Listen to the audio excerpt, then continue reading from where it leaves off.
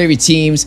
Let us know which way you think this will go. Do we see the 2-0 sweep, or do we see a turnaround to even out the scoreboard 1-1? Team Lilgun up against RQ Hoshi. Yes. Typical start on the mid lane here. Farm is trying to burst down the minions and takes as much souls as possible and succeeding in this kind of things. Kaja staying on the mid lane, just showing up the enemy heroes. Is he going to work on the Tamus here? But Tamus is pushing the wave and not going to the mid lane. He's trying to get the jungle minion, but like, you know, the typical start. You know, it's funny. This is the first time I've seen a Thomas go up against a CC. So I'm going to be paying very close attention to that bot side. But already some early aggression from Team Lilgun. Massive damage. Lancelot with Thorn Rose is going to rush in. One more hit. Zara finds Bruce.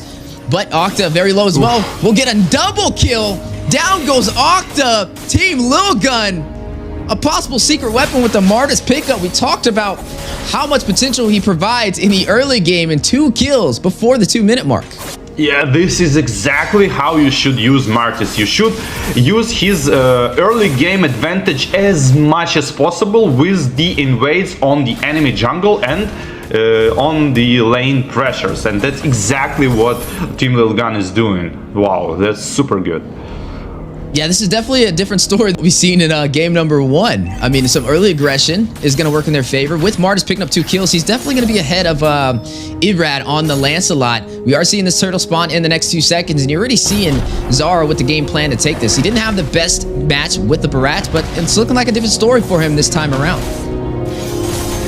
Yeah, but it's like too early to judge, like, you know, but it's a good start to like 1.5k gold lead already and working on that turtle. Ooh, and some now extra another kills. Kill. Yeah, Decimation. Being punished for his curiosity. Yeah, and Curiosity killed the cat, and Zara killed 3 cats so far. 3-0. This time killed the bird. Curiosity killed the bird. That is true, because I do have that Kaja. And speaking of the bird, Kaja, Bruce, that's 2 deaths that he's had so far. Definitely need to play a little bit more passive, especially being the roamer. He's kind of opening up the opportunity for Team Lilgun to have a massive advantage in the early phase. Yeah, but this Lancelot is still dangerous, even though he's kind of in a disadvantage here, level 5 against almost level 7, and but still trying to fight for it, and it's pretty good to see. And now he's going to pay for this, like trying to steal. I mean, trying to not give the steal of this Ursa to the Martis, but being punished for that. Team Lilgun seems like they reloaded. Yeah, and you're going to see Bruce off screen. He's going to catch Baybex. That's going to be the first kill for RQ Hoshi. Irrad finding his first death of the game.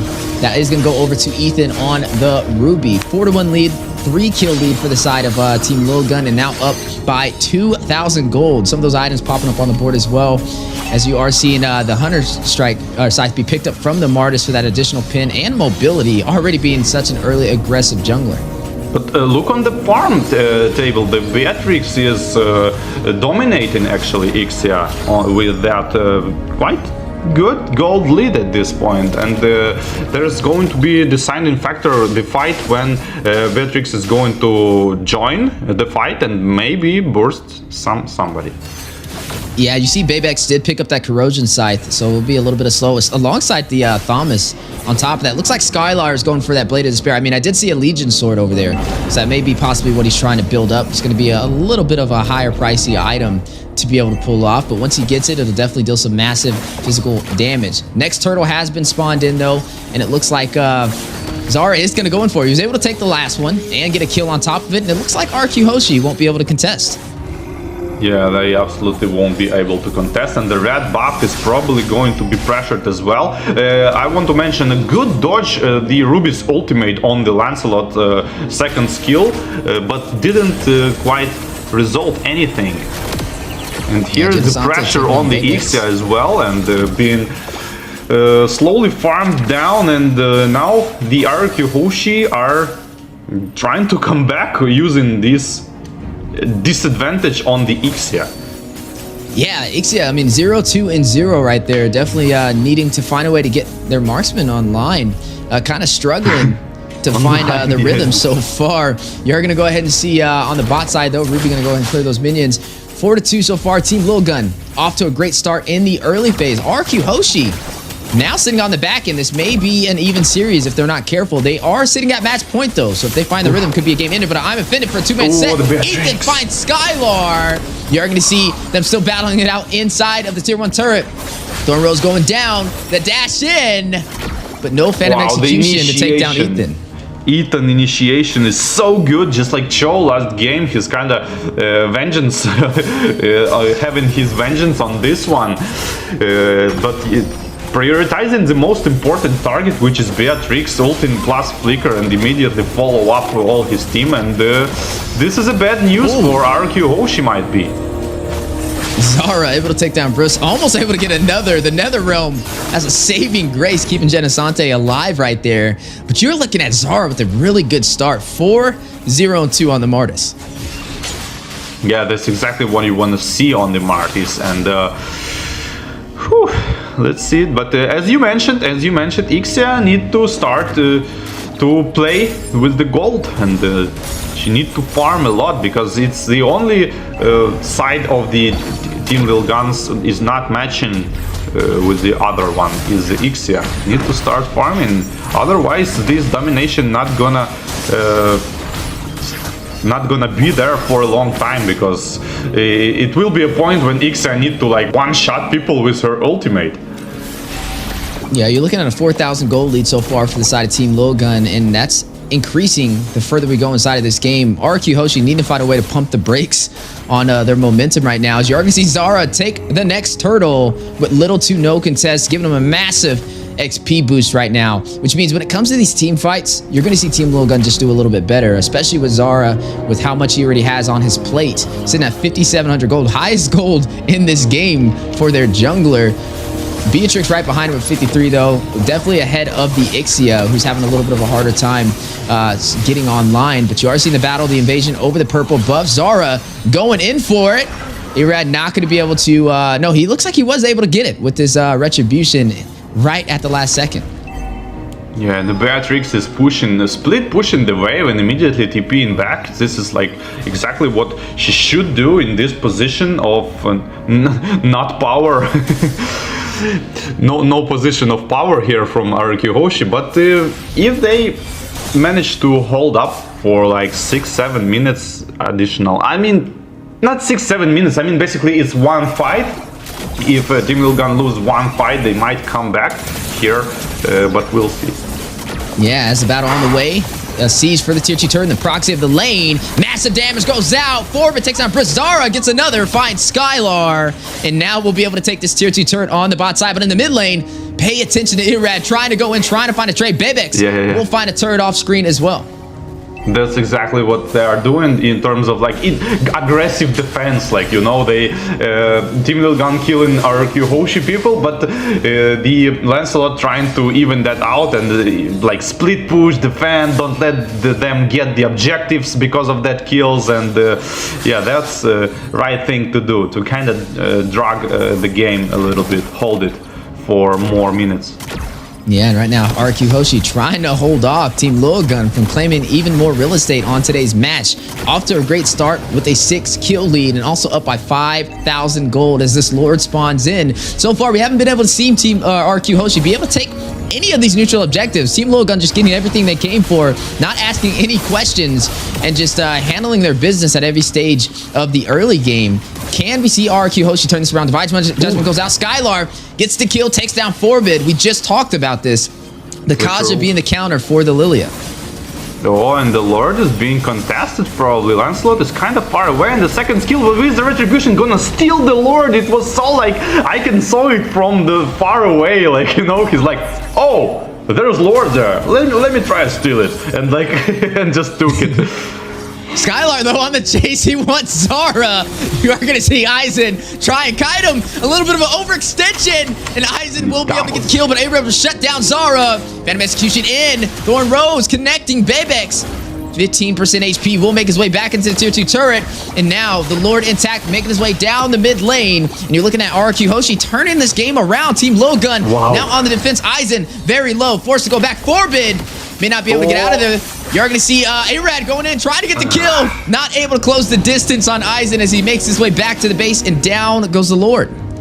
Ethan was a little bit hesitating with his ultimate because he cashed Lancelot with his second skill and he should ult immediately afterwards, but he ulted like a little bit longer, so it opens up a window for the Lancelot to dodge with the second skill, and that's exactly what he did. Yeah, you see, he was definitely on the chase. It was funny watching Skylar trying to chase down a kill, getting punished over there by Aizen, and then the same thing with Irrad trying to find Aizen on his way out. Neither side able to kind of close that distance. But so far, 10-5. Even though RQ Hoshi is behind in kills, they are now leading the way in terms of turrets, and the gold has almost equalized for both sides. Team Lilgun up by 1,000, but in terms of map control, it is now favoring RQ Hoshi. Yeah, I absolutely agree with this one. I'm just wondering why Team Lilgun keep doing the same mistake. Like, they not focusing the heroes. They like going for these like 50-50 lords. I don't know.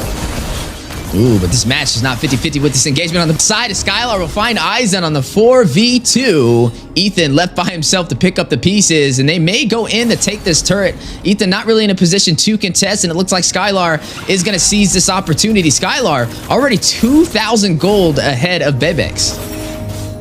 Yeah, and the double ultimate on the Beatrix just to follow up Kaja's ultimate, Divine Judgment, and like so synchronized. Like as soon as Kaja ult, there like grenades are flying in, and the pistols are already being loaded, ready to follow up, and the super fast kill. No vengeance for Tamus because it's impossible to use while being ulted with Kaja or Franco.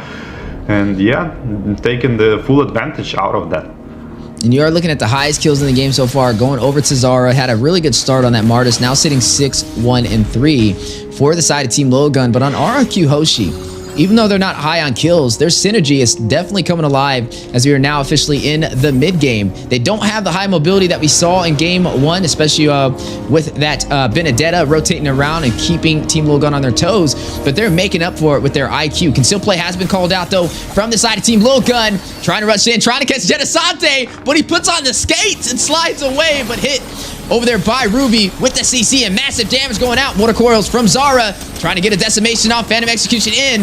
Irrad will find Ethan, gets a double, shuts down Bebex, a 2-for-none trade, gets that triple, on his way to a possible Maniac as Octa will be able to find one as well. Forbid all by himself, trying to get away. RQ Hoshi on the chase, can they get him? No. He's gonna sandwich around Irrad, not letting him go, showing no mercy. Black shoes though, a massive play to be able to escape the full team of RQ Hoshi as they're now going in for a possible game ender. They have minions and only one member to go through, but Ethan will spawn in time for some additional CC. Do they try and close it out here?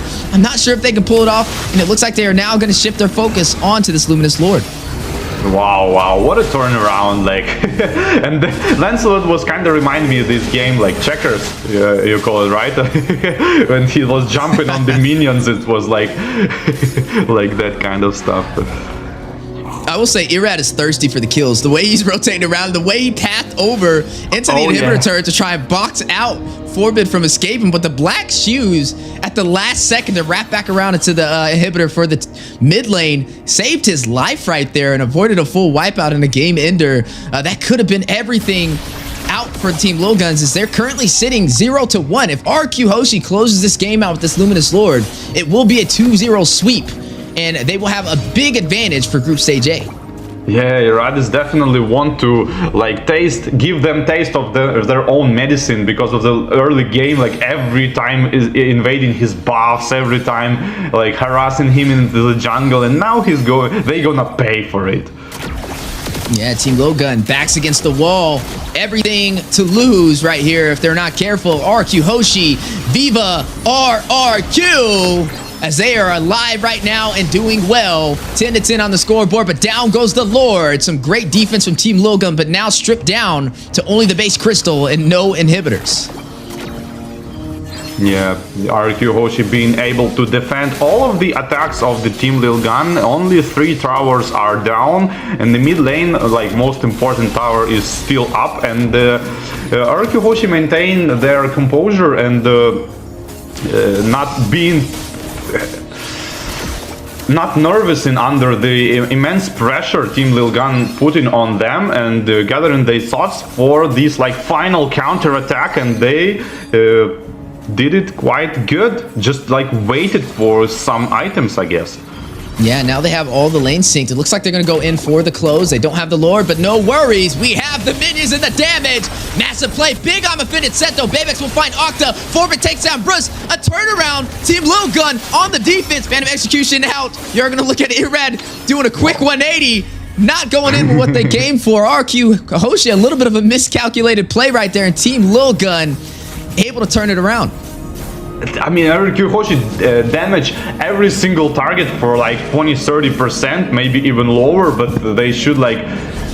They was damaging everyone instead of like trying to focus priority. They thought they can kill all of them, but damage wasn't there in when you put it like that on the every single person you can see around you. And yeah, now they go into defend, and the Team Lilgun has a small window to actually come back and maybe potentially 5 versus 4 somebody. But Kaja is running straight from the base already. 10 seconds for the Lord, and it's going to be 5v5 on the Lord. Ooh, but the aggressive play. Dinasante caught in the middle, uses the Winter Truncheon, but not going to be able to hold him off. Second saving grace, Immortality, been procced, and he goes down. Zara with the decimation. One member falling for RRQ Hoshi. And now you're seeing some heavy focus in the mid lane. Luminous Lord spawned in, and Team Lilgun with the advantage of numbers. Wow, insanely good, you know, the freeze into the immortality, and on top of that, Faramis tried to ult, but he actually like slipped a little bit, and the ult didn't proc on him with the immunity effect. It might be enough to survive or the counter attack, and the ultimate Divine Judgment goes into Martis and trying to follow up on Beatrix with the damage, but it's not enough. And now Martis is gonna keep working on the Lord. I don't know if it's a good idea or not, but Phantom Execution going in, trying to get the Lilia, but not gonna happen because of that Ruby with the spoke on the drop against Assassins is so good. Yeah, Irrad did fall though, so there's no retribution for RQ Hoshi, and now a possible opportunity with the numbers from Team Lilgun to close this game out. Octa gets a kill. Zora takes down Skylar. That's gonna be a 2-for-2 trade so far. It looks like the numbers have equalized. RQ Hoshi finding a way, finding a will. Burst will take down Forbid. 2 more members left to go through. Make it 1. Zora Immortality has been procced. May not be able to get out of there. Ringo order for the slow burst on his tail. Can they take him down? Octa will. He won't fall. That's going to leave Genasante in the base trying to close it out. Ethan left to defend against the 3-man team of RQ Hoshi, looking for the 2-0 sweep. Eisen joining the party. Going to use that Cauldron Inferno. Last minute, trying to hold him off. 25%, 5%. Viva RRQ as they get the 2-0 sweep